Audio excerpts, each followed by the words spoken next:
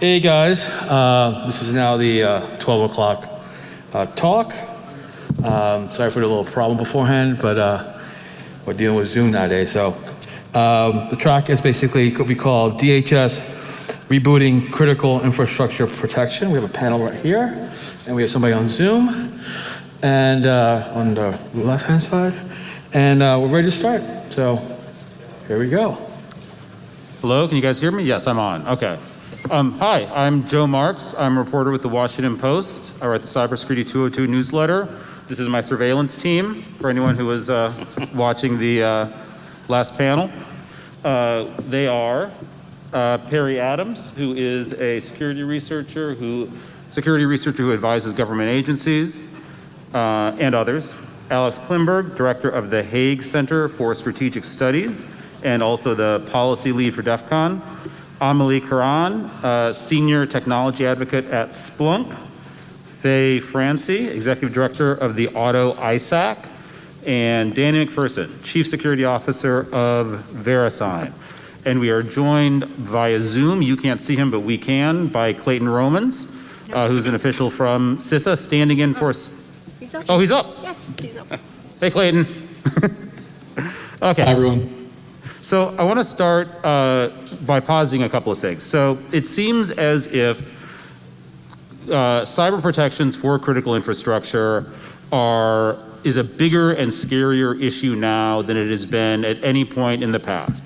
Biden is going to meet with Putin with a list of 16 critical infrastructure sectors and saying steer clear of these, right? The White House is, with the help of CISA, drawing up cyber standards for all of critical infrastructure.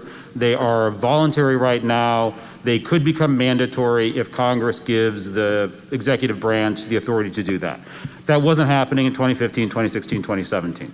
So I want to start by just level setting here, asking Clayton probably can't answer this, but asking the folks on the panel here, is an answer to this more government regulations and cyber requirements across critical infrastructure, or no? So just hands up, more regulations.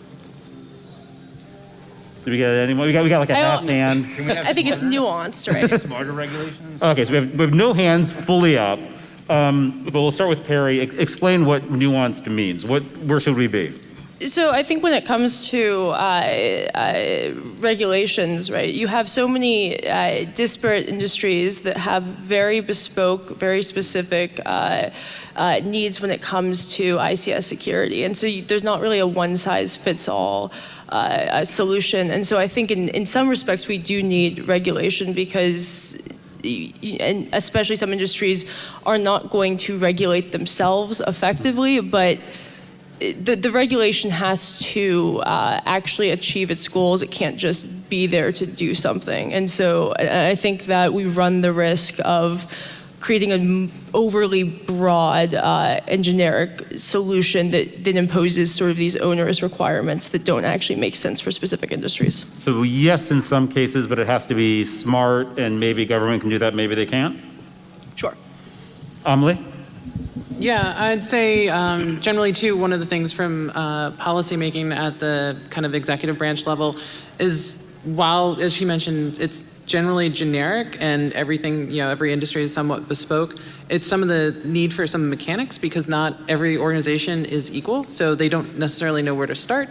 They'll just buy anything that a vendor may say. I'm not speaking as a vendor, but that's typically what happens. But also, just the workforce, the hiring required, kind of measures and levels. So that's one challenge I've always found, like regulation, is it's there, it's set out, but there's no help with the mechanics of getting it there. So there's always aborted starts or just no starts at all. And Clayton, I want to jump to you now because you're on the government side here and our government representative. So CISA right now is working with the White House on these voluntary standards in some sectors. Can you give us just some level setting on that in just 2-3 minutes? Sure, I'd be happy to, and thanks for having me this afternoon for you guys, a little bit later for me here in DC. I want to touch on two of the points that have already been made, and I'll try to baseline where we're at. From a CISA perspective, what's most important is that we are providing as much partnership and capacity and capability and tools to our critical infrastructure owners and operators to protect themselves And I think we have to get creative. I mean, you mentioned at the beginning, we had a different approach in the first part of the century. We had a different approach 7 years ago. We're pivoting now to address, through potential regulatory means, but we're also looking at creative partnership models that aren't entirely outside of the voluntary space that we've always occupied. And I think that's the unique, value proposition in place that says it fits between industry and government, from a U.S. government perspective. You mentioned the voluntary standards that we're looking at for industrial control systems. We're looking at incident reporting guidelines, both in partnership with some of our other DHS subcomponents, but also from the White House. And I think the key, Amelie mentioned this a minute ago, it's not just about compliance.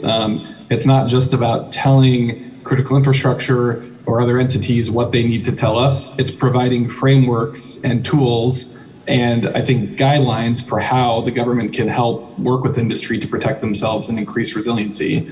I think one of the things that we have to be very careful about is what does implementation look like? It can't just be, here are some standards, we've been doing this for years, take these standards and good luck and get back to us. We need to truly have a collaboration between government and industry to implement those standards, to learn from them and potentially evolve them as we work through the process. And I think from our perspective, we plan on doing that closely with some of our sector risk management agency partners across the US government. And we're certainly interested in working outside of the government space to build new models for taking on the same, threat and vulnerability landscape without any of the new regulatory measures that we're considering. Our director yesterday previewed a new capability that we're establishing. My team has been leading this for CISA. It's called the Joint Cyber Defense Collaborative. We're really excited about that. And I really want to emphasize that here because this is a whole solution type of approach to addressing cyber risk. We need guidelines, we may need new regulatory approaches, but we certainly need to lean into and evolve the partnership model that we have in place to work together in this space. So thank you very much for that. And I wanted to throw out to the group again. So why hasn't, because partnerships between government and industry have been going on for quite a while, why haven't they worked yet? And this is not on CISA, this is 2 years old, but why has the voluntary model not gotten to a place where we're not having, major ransomware attacks against colonial pipelines and, major meat processors? Danny? It's a fair question. No, I'm kidding. I think that a lot of the collaboration to date is sharing with the government, and you usually don't hear anything back, and that's been a frustration. Mm-hmm. And I think that receiving more proactive intel, proactive controls, actual collaboration is an important thing, and so I'm optimistic this will help with some of that. At the same time, I think that it's another name for some of these initiatives, and I hope that they can learn from some of the problems of the past and work through some of the regulatory barriers that may exist to help share more information with private sector to better be proactive in these areas. Other thoughts on that? Why hasn't the voluntary model worked yet? Why are we still where we are? I think it's people do the minimum viable required, right? I think I think that's the bottom line. It's it's a lot of liability out there, and most 95% of critical infrastructure is in private sector hands, and it's just the ones that get their arms around that. And I think there probably ought to be a height limit for if you want to operate that infrastructure. Mm-hmm. So I'm a fan of knowing what good looks like and aiming at that. And if you don't do that, then there might be some liability associated with that, right? But you also need help because the private sector is not alone in in experiencing cybersecurity incidents. Yeah, go ahead, and then we'll move over here. I think that's a strong point to be made. Is that also the culture in the U.S. tends to be excessively legalistic, in particular regarding information exchange and other types of activities that people really need to do. And from like a private share point of view, you're often worried about liability issues and data protection issues. And it's kind of funny because in Europe, who are definitely big friends of regulation, actually that particular issue, information sharing, for instance, is managed in a way that is sometimes a bit more efficient because people are not so worried about data protection issues, even though the Europeans are much more hyper about data protection than most European entities are. And I think it comes down to basically being a little bit more flexible with your frameworks. And that's sometimes quite difficult when you have, of course, a really large system like in the US to deal with, and not like in Europe where the member states tend to be pretty small and you're able to effectively work things out in more an informal manner. Oh, I was just going to say that it's my understanding that NERC CIP is actually, NERC CIP is actually a step in the right direction, at least for industry group establishing standards for the electricity sector. But I mean, to his point, it's all about smarter regulation, stuff like that. But if you want an example to point to of something that a private industry group has done that has made some improvements, that would be one of them.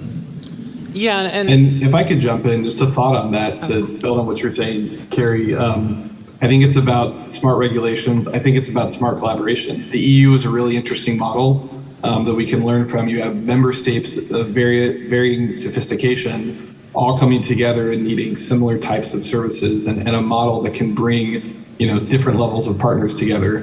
From a CISA perspective, what we're really trying to do is we stand up this JCDC capability is level set for the US government. There are several entry points. We have very sophisticated government entities with different types of capabilities. We have very sophisticated industry partners with an enormous amount of visibility across the US and across the world. But we're also trying to help our state and local partners. We're helping small businesses that don't have this level of capability. And I think making and building a model that addresses different types of collaboration needs is one of the solutions that we have to find. And we have to make it easier. We have to make it easy for a really large, sophisticated company that can bring a wealth of information to the US government. How do we action that effectively? And how do we take a coordinated approach to addressing prioritized risks? You mentioned the president's remarks in Geneva and protecting our critical infrastructure. Well, let's take that to the next level. Let's decompose what our critical infrastructure looks like. Let's focus on where we see the greatest risk and where we can partner smartly with other people and other entities to address that risk. Yeah, and just coming from somebody who's had to implement this in various organizations, including critical infrastructure, as part of a security engineering team, one of I think the biggest challenges is as we kind of lean toward standards or regulations, folks who are in leadership positions and not the individual contributors doing the stuff see these regulations pretty much as the ceiling and not the water line. So they go to that and they only go to that. And getting to the waterline gets you to where you're just floating, you're neutrally buoyant in your security controls, and your resiliency is actually being above that waterline, being a boat, having a hovercraft. So trying to engineer or operate in a fashion where, or a parasail, operate in such a fashion that if you do get hit by ransomware or whatever new threat is coming out there, you can take that punch and still be above that waterline, still operate and still be resilient. Unfortunately, a lot of regulations just get you to the point so that everyone's at that even level, but for you to succeed, you need to be above that. And I think that's the next step beyond this. Obviously this is getting organizations who may be small, may be underfunded, this whole security poverty line with like Wendy and Andy wrote many years ago, and getting them to at least that standards point, getting them beyond the ceiling, get them above that water line. I think that's going to be the next challenge to all of this. But obviously getting, as you mentioned about CISA helping with some of those tools, is using that as a foundation and building from. Faye, you were... Yes, so as an ISAC, Information Sharing and Analysis Center, we've had a public-private partnership with DHS for many years, since 1998. And I will say there's been several successes there, so I don't want to throw that completely away. There's been incredible learnings, working together, collaboration, and really the takedown of some serious activities that would not have occurred without that public partnership. Having said that, that doesn't mean the model is right? The model is not necessarily right for what the current times are. As we've seen, the threat actors have gotten much more sophisticated, much quicker than, say, the private sector has. And that is one of the challenges that we have. The private sector wants to do this, right? It's not that they don't want to do it, it's just that they have not been able to keep up with the sophistication that many of you are aware of, right? They just haven't, and that's part of the training and needs that the private sector has. Yeah, one thing that seems complicated about this is that CISA's work for the last 2 years has been very much focused on collaboration and working with industry, and we will keep your breach secret, we won't disclose any information. And I think there's a lot of anxiety about pivoting from that to being a regulator and enforcing requirements, and that it will be tough to do both. Do you have, Faye, have someone who's worked with both regulators and CISA? Do you have thoughts on that? Yeah, and if you want to course. say anything, Clayton, also. So one of the things that make my members vibrate the most is regulation, of course, and for good reasons. So regulations, as we've already talked about here on stage, can be very onerous, cannot necessarily get you above that waterline. And so they have to be smart regulations, right? What does that look like in a partnership? It's a little difficult to say, right? So I think there needs to be some real good thoughts put onto that. On the other hand, we know that without regulation, sometimes nothing happens, right? We understand that. But I will say that as I've been in two major industries, both aviation and in automotive, I've seen both industries, they really care. Right? They don't want their customers to be hacked. They don't want to be hurt. They don't want anybody to die because of something that's happening out there. And so they do work to understand it, but they don't understand the asymmetric threat that many of you do, and that how sophisticated this threat has become. And so there is a need for more training and awareness and education around this topic, cyber workforce development. We've seen what Jen Easterly just came out with yesterday. I mean, many of these topics are really important to the private sector, and I can tell you that the private sector works very hard to mitigate these risks. They're just not at the same level as the threat, and that is, I think, the real big problem. Clayton, did you want to say something about the that rough balance between partnership and the whip? I do, and I think it goes back to what Carrie said at the beginning about nuance. It is a balance. I don't think that partnership and regulations or guidelines are mutually exclusive. I think we've tried different approaches, and we're learning that part of this is about empowering owners and operators to take the right steps to protect themselves. From a CISA perspective, we need the best visibility into threat activity and incidents as they occur if we're going to protect the broad national community.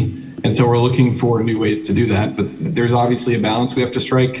Incident reporting is part of it. Baseline standards is part of it. As we increase the compliance requirements there, we have to be very careful about what that does to our voluntary approach and how we work with industry to actually define what those requirements are. So I think it's all about the balance. That at the end of the day, we think we're striking that now. And the ultimate goal that we have, though, is to bolster the work that we're already doing in the partnership model that we have. I don't think they're mutually exclusive.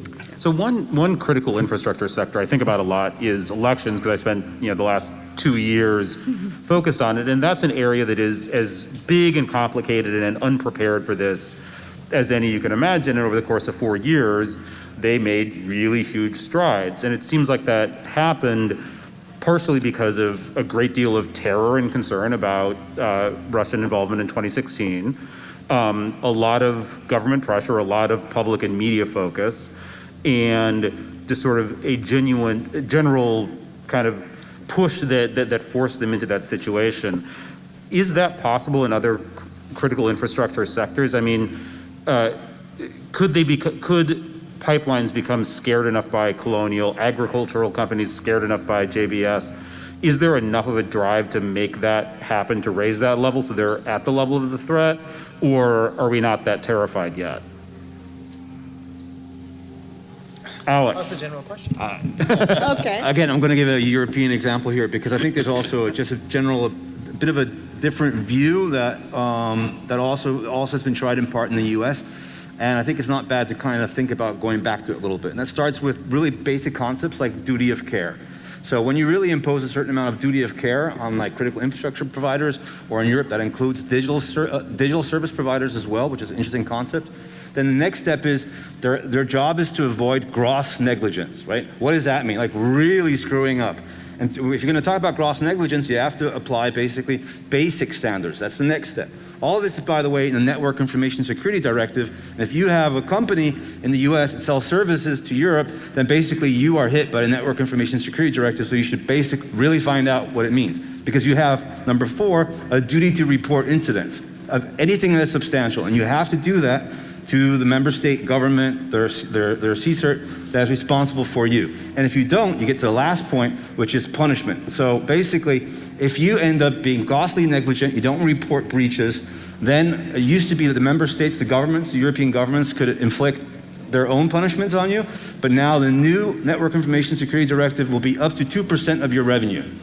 And they will do it. So this stuff is a slowly increasing level of regulation where it takes their time. It's not all at once. It's based on basic fundamental principles, and it gives the industry time to sort itself out. So the minimum baseline protection always involves best practices in your particular industry. They're never prescribed. They don't say you have to do this. It always will be 27,000, in our industry, but there are subcomponents of that, et cetera, et cetera. So I think that's something to keep in mind. The US tried, I think, for a while to do breach notification mandatory requirements and moved off that across the board and went on to it in specific sectors.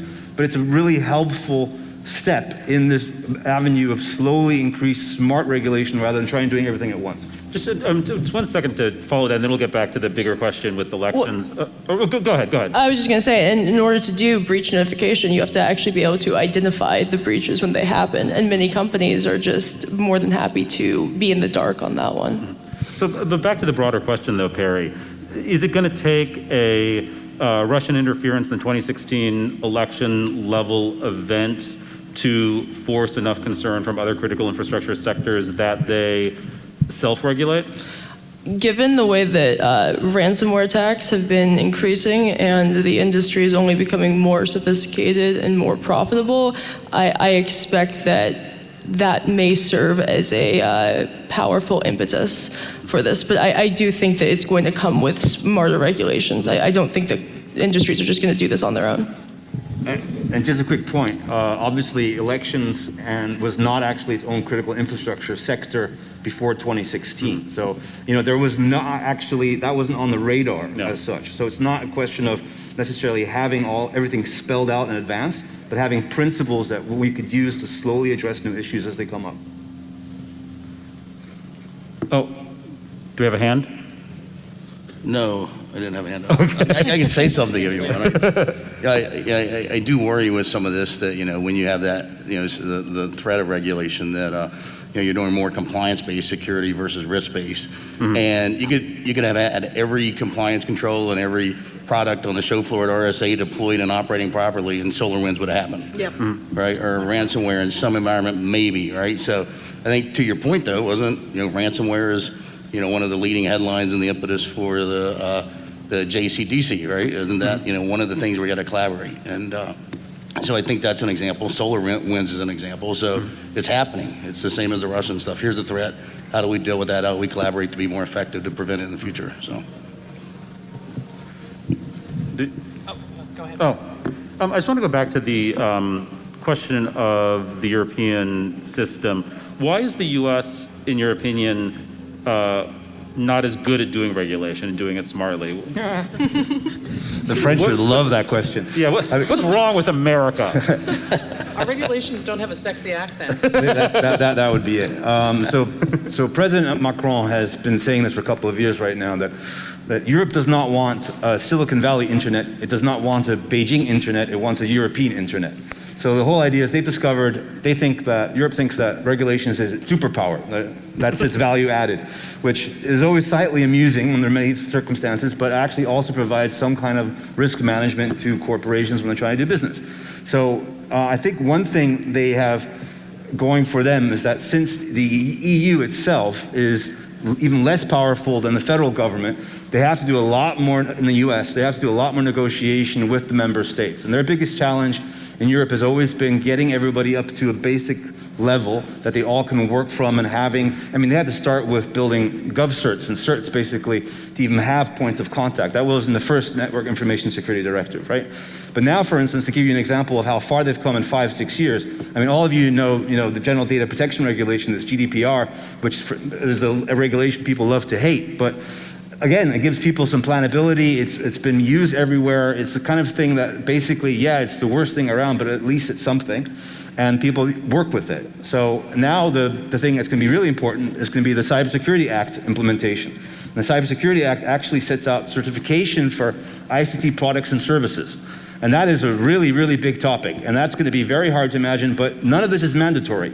And it probably won't be mandatory for at least a decade, if more. So it's very, very slow steps by step, where they're starting with, for instance, certification for EU cloud services, for instance, and they're going to move up to security services, et cetera, et cetera. So the whole idea is to do this slowly, to start it on a voluntary level, to connect it with principles like duty of care and similar, and basically have it bottom up. It's always bottom up in this case. And then always the question is that the industry knows that at one point the regulations are going to be turned up. So you can't only have a voluntary model in that space. That's their belief, but they want to find systems that are going to be acceptable to effectively the regulators, so therefore they plan ahead and the system more or less is smoother in implementation. So in the last 5 years, they've gotten really far. Not necessarily everyone will think that's a good idea, but that's basically how it's turned out. I would say that the Europe versus US versus Asia is not that different, right? So we are a global company. And what we're doing in the Auto ISAC is we had a global task force that actually looked at the European region, the Japanese region. Why? Because most of my members are from those regions. And so we are actually working very closely in standing up a European office, and Japan Auto ISAC has already stood up. We're partnering with them. DHS does a lot of this collaboration with their counterparts in those regions as well.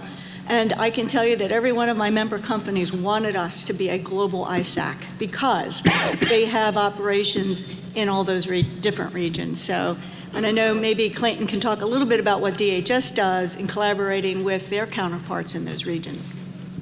Sure, I'd be happy to. And I think it's a really good point you made in terms of, even as we can, there's certainly nuances across different regions of the world for how we approach regulation and how we implement it. I think there are things we can learn from our European counterparts, and I think there are things that don't quite scale or fit in the same way in a U.S. ecosystem. And some of that we have learned from the way that we've built our information sharing channels in collaboration with our respective national counterparts across the world. So Japan's a really good example. One of our closest bilateral partners. We work with their computer security incident response teams, their CERT, their national CERT. They have a couple of different entities that we work with. We work very closely across with many of our European counterparts, with our Five Eyes partners, with some others in the East Asia Pacific region, Singapore. And the key across all of these partnerships is that each of our respective countries has a different regulatory framework and a different, slightly different approach to how they approach critical infrastructure protection. But ultimately, however we're getting the information that applies to the US as well, we're all in the business of computer network defense. We're trying to protect critical infrastructure. We're using information in the same way in this community. It's a trust-based partnership. It's how we have to work domestically. It is how we have to work internationally. So, Japan, for instance, has I would say a more complex, but certainly different approach to regulation than the U.S. does. So to Singapore, another really close partner in the region. But ultimately, as we come together to work with them to counter some sophisticated nation-state actor activity in their part of the world, we're taking the information that they have and the information we have, and we're fusing it, and we're using it in the same way, and it's for protection. Amelie, and then Danny. Yeah, so I think one of the things that we tend to not touch about at this point is we're obviously talking about regulation as to encourage better behavior. A lot of times with not going against regulations is a fine. And unfortunately, that we've not seen is to use that financial leverage to actually encourage that better behavior. The fines are usually too low. Whether or not are you going to pay out to recover from a ransomware attack? I mean, obviously, like with the pipeline, I made a joke about this on Twitter. You suddenly found $4.5 million to pay the ransom, but your security team only needed $2 to actually secure it. Why didn't this happen? With that it's this weird perverse incentive. Like, what are you going to chase after? The recovery? Are you going to pay for the recovery and all the things there and take the hit there? Or are you worried about, $100,000 regulation fine? And you're going to keep doing the same thing you're doing. And I think also like cyber insurance itself, which is I consider kind of a bad word now and then, that also, it's been used as a mitigation tactic, but it's also not necessarily been encouraging better behavior either. I think there was a story a couple years ago about a bank that got hit twice, and they went to go back and get an insurance policy again, and the insurer finally said no. But there's other places that'll just be willing to take your money, and you can keep having that bad behavior regardless of whatever regulations you have on your head. Danny? Yeah, I agree with most of that. So, yeah, Alex, I'd prefer a global internet, by the way, as opposed to. I do think one of the other things to consider is sort of the patchwork of regulations that exist, right? As be they privacy or cybersecurity or breach disclosure related, right? I mean, to operate in certain countries, you today have to obviously, commit to disclosing certain types of incidents at a certain time and what constitutes a breach and what doesn't versus an incident that was contained. And so. Versus the patchwork of privacy regulations as well. So I think that, as we find our way through that, it's going to be a little problematic for a while. And a lot of the cycles and resources of good security people and GRC people and the like are going to be working on that as opposed to more security-related stuff. So I think there's a double-edged sword there. It's a really important point that you just made, and I want to take it one step further and share that, for instance, in standards, we've seen, I call it the hairdryer effect, right? So when I used to go to Europe and I have long hair, right, the hairdryer that I carry doesn't work over there, right, because the plugs aren't the same. We're very simple example. With standards now, and in automotive, for instance, in particular, we've worked on a standard here in the U.S. For cybersecurity for automotive. But what happened is we said, wait a minute, let's make sure that we are consistent with what's going on in Europe and in Japan. So now it's an ISO SAE standard, right? So really important. I see that shift happening. I think that's really good news. What, Faye, you said earlier that the companies care a lot, they're getting better, they just aren't up to the level of the threat yet because the threat keeps increasing. Is there a way, just in your narrow sector, what would it take to get them up to the level of the threat? And what should government do? What does industry have to do? How do you get there? Oh, I think there's a multitude of activities, a lot of which we've already discussed here, but clearly education and awareness is job one. Understanding what it means and what you can do about it takes skills, and those skills may not actually reside in those companies. And we all know that we have a workforce challenge, right? So workforce development has to be an element in there. And then it's also having it as a scorecard on the CEO. We talk a lot about that in the past. I think they get it now, right? There's been enough activities, enough blowout from many other incidences where people in corporations, of course, have lost their jobs because of poor cybersecurity. Yet, we still can't blame them as being the victim only. We also have to recognize there is an additional investment that we must make to help them get over the hurdles of and staying up with what I call very asymmetric and emerging threat. And I would just also say, too, is that building up that institutional knowledge and building up the know-how to secure these networks is non-trivial, right? And right now we have quite a bit of institutional knowledge on, say, IT security, but ICS security is usually much different and also can be very, very sector-specific. And some sectors have better ideas of how to secure their systems than others, and some are still very nascent, and that takes time to build up. And you also need people who know how to do those things and can actually implement them effectively. So, like to your point earlier, like, it could just cost you $2 million to secure your networks. That's probably true, but you also need the people who know how to do that. And if it's, a business network, you can find those people. ICS networks, more complicated. Excellent point. I would probably plug one more thing. I think some of the work like the NIST cybersecurity framework, the CIS control sets, understanding what's relevant in your environment is important, but then you've got to operationalize and put sustainable capability in place to keep that going. So, and then the other things like the NIST work or the NTIA work on software bill of materials. I know it's something a few folks up here have been involved with for supply chain integrity, that kind of thing. I think those are all moving the needle, but I'm not sure it's quite fast enough. Yeah, and I think, if any of you are obviously out there, individual contributors doing threat intel and so forth, you definitely know when you've finally gotten a feed or whatever that has proven to be absolutely useless, you lose trust in it. So anything that's regarding information sharing requires a consistent quality, a trust model that's built up around that, and I don't think we've gotten anything that we can just consistently rely on. Then we get in these informal networks, which then require more and more coordination. And I think that's our challenge, is to have high quality, trusted information that is constantly reliable to help with those emerging threats, as well as just be able to kind of understand where we stand, in our landscape, where we are in time, and so forth. How is government doing on information sharing? there was a law in 2015, they were going to share all this information. How did that go? Different type of information. I'll say they do pretty good, but Well, as somebody who did the markup on that when I was at the White House, one of the problems is that when the original draft in 2014 came down from the Hill, it really didn't reflect the kind of mechanics required for information sharing. It still kind of doesn't.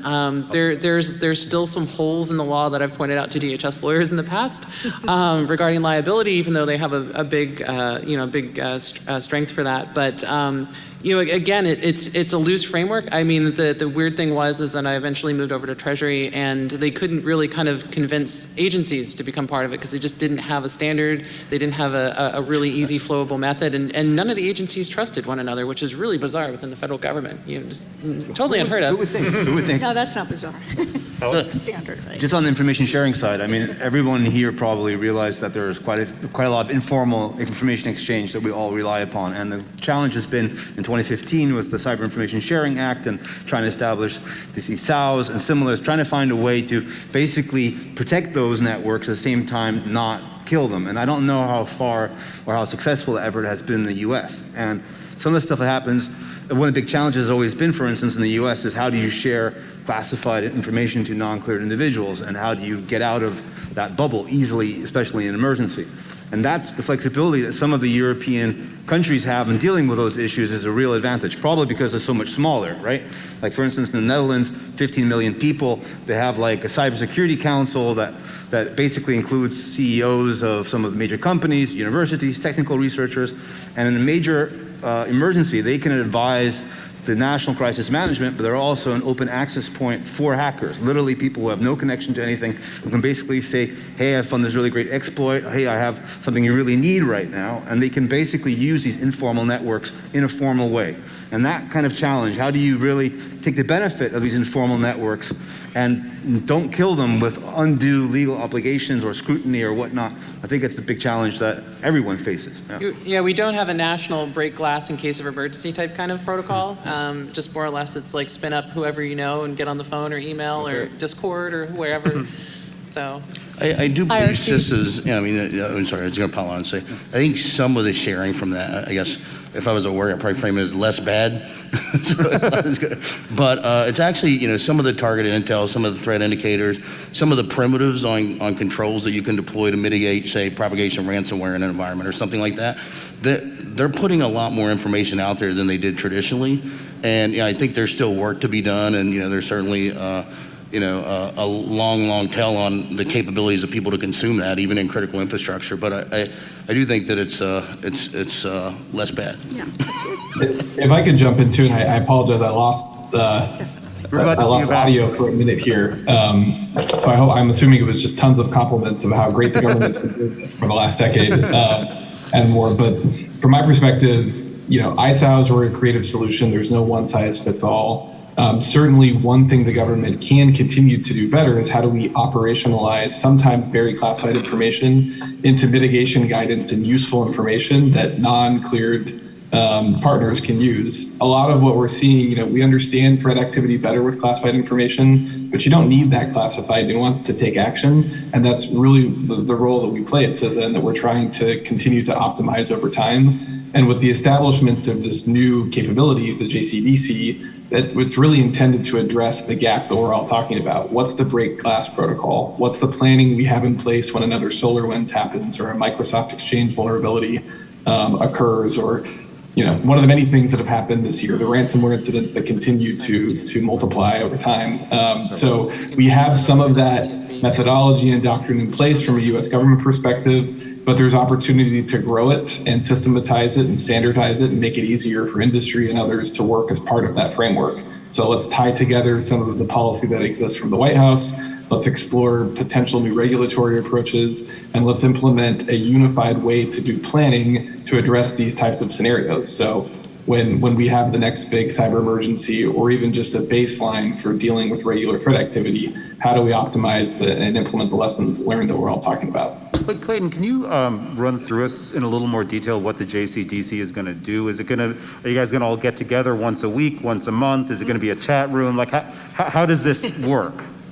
I'm certainly hoping for at least a coffee bar, but we're still working out those details. The JCDC is really kind of the culmination of a lot of the public-private collaboration that we've already had underway at CISA for several years, and really bringing together sort of two different public-private collaboration pieces. One is this systematic approach to addressing risk that will be informed by all of our partner sets through joint cyber planning. And that's kind of what I was just talking about. That's something that we've done through elections, as you mentioned earlier. That's one of the reasons we found so much success there. And then it's fusing it with our real-time operational cooperation and information sharing. So we have a number of channels in place with different partners. How do we enrich all of our partnership work, bringing together those channels with this whole of government approach to different national critical functions, for example. So the JCDC provides a framework so that we can work closely with the intelligence community and our Department of Defense partners. Sector risk management agencies will all be part of this, bringing in industry, bringing in state and locals, and bringing in international partners all into a common and transparent understanding of the priorities that the U.S. government has when it comes to cyber risk. So I'm going to call for audience questions in just a minute, but you wanted to talk, Emily, about the cyber NTSB? Yeah, so, kind of what Clayton mentioned a little bit on the coordination stuff, and this was mentioned in the executive order as well. I forget the actual term they've used, but there was some work done with NSF and the Belfer Center.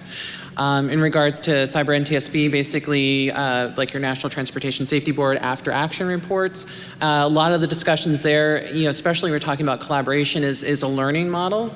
Like how Boeing would learn from their mistakes, or Airbus or whomever, with a crash or some other mechanical issue. But on the cyber side of the house is to make it so that people are more willing to kind of share that background information, the more detailed information, and then help the community or the industry or the sector as a whole.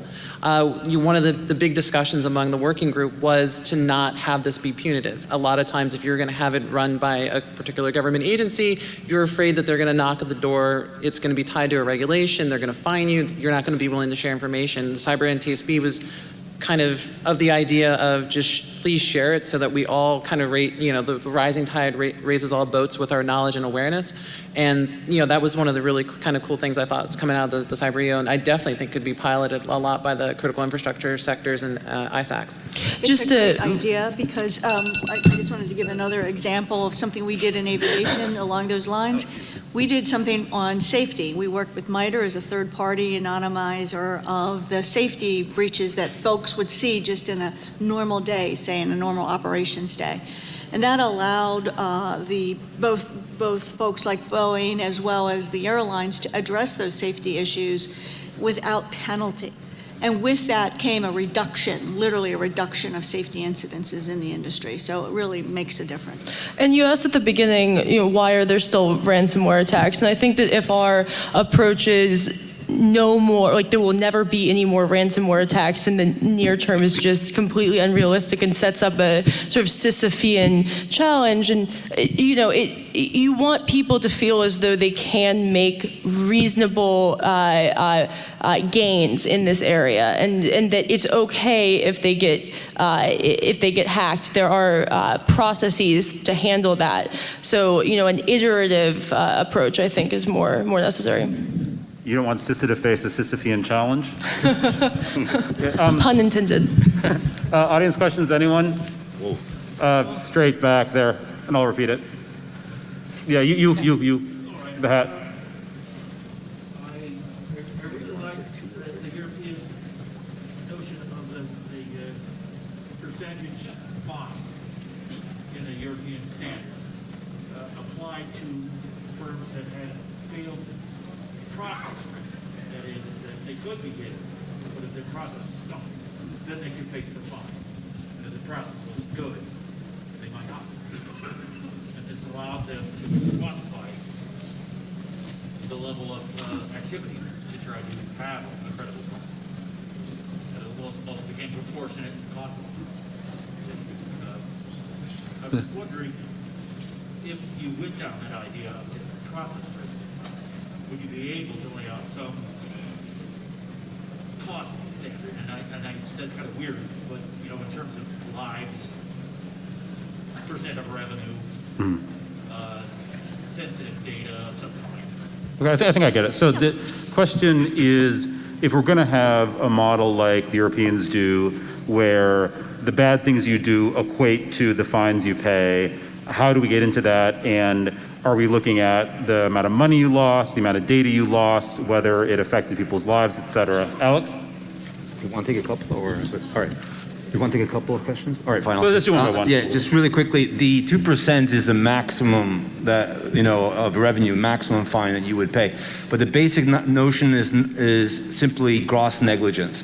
So it doesn't actually say how good you are, it just says you were terrible. If you were terrible, then you have to pay. No one's going to go at this stage and say you're good, you're medium good. The next step in this journey was to basically talk about assurance levels, and they now are defining 3 assurance levels. So you have to, it's terrible depending upon the assurance level that you're in for that service, right? And the step after that will be even more interesting. The second point is that you address in terms of how damage is sometimes calculated. All CIP programs that I've looked at, and I looked at the ones in the US and most of the ones in Europe, they all have that in terms of what is bad. Is it costs in terms of fatalities and damage and loss? Those might play a role in trying to figure out the punishment or how badly the company has performed. The problem is a lot of that information, including in the US, as far as I know, is classified. So they probably wouldn't be able to use it in a court setting when trying to figure out how much did you screw up exactly. Well, it just turned out to be very useful because the threat that it could I'm be gonna move on. and the quantifiableness of it turned out to be the motive to improve the process. Okay, so right nearest me with the big hand high up. Make it real quick. Real quick, so I come from industry, working a lot with 5 minutes. folks in the field, and one thing I've learned is that there's a lot of great programs like GridX. There's things like Army Cyber Shield.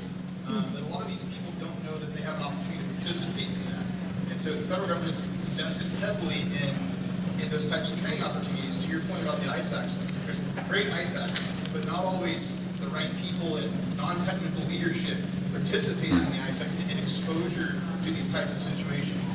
How can government do better to improve the investments that they're making in national level exercises and get people to those events to do lessons learned, get them here to things like DEF CON, because they're not here. I mean, there's some people here, but the people that need to be here to make those changes, they don't have exposure to this type of level of information. Clayton, do you want to do that? You're not here, although there's a good reason this year, so we won't blame you for it. I can't hear the question, otherwise. Oh, yeah, I'm sorry about that. So the issue is, there are good things the government puts together. The GridX exercise is a whole bunch of cyberstorm exercise, things like that. A lot of people don't know about them, the right people aren't there, et cetera. How do you get industry and government actually meeting together effectively? Is that fair? I think it's a huge challenge. I think honestly, it's forums like this. One of the things we have to do is make sure that we're talking to the right people who are talking to the right people, getting in the right communities of trust, and leveraging the right channels. I think, again, not to get another plug-in for the JCDC, but that is really what we're attempting to do with this new capability, and sort of fuse together a lot of what the U.S. government has in different pockets in a holistic way. So that's a messaging opportunity and challenge for us, but we really want to work with and through industry to bring in partners who we might not be reaching yet. I wanted to jump back quickly to something Amelie brought up, cyber insurance. Why didn't that work? Like back in 2014, when I was first covering this stuff, everyone said, oh, eventually the insurers will develop models and they'll have all of their metrics and their data, and they will require you to have sufficient protections before they write the policy, and it'll be just like fire insurance and it'll be great. And it seems that hasn't happened. What went wrong? Asymmetric emerging threat. Okay. Yeah, they did. As part of the cyber NTSB, we did have some underwriters on, and it is extremely complex. As you mentioned, the emerging threats, you're constantly having to update your actuarial models and so forth. Is much what Perry mentioned. We have every industry has a little bit of boutiqueness to themselves within there, so it's really challenging to kind of write a new life insurance policy for your business or organization because it changes all the time. Okay. So yeah, it can work. It's just there's you just can't keep up with the speed. It takes time. I mean, if you look at the fire industry, that's where insurance started, right? Chicago, whatever it was, the beginning of fires and so forth. And initially, they didn't have all the fire regulation that they have today, right? But now we all have to have whatever the fire extinguishers in. That took 100 years. So, you know. And fire doesn't really, change. It's fire. It burns things. Exactly. Depends on the fuel, though. CISA can take on a Promethean challenge, I suppose. And on that, thank you everyone for joining. Thanks to the panel. Thank you.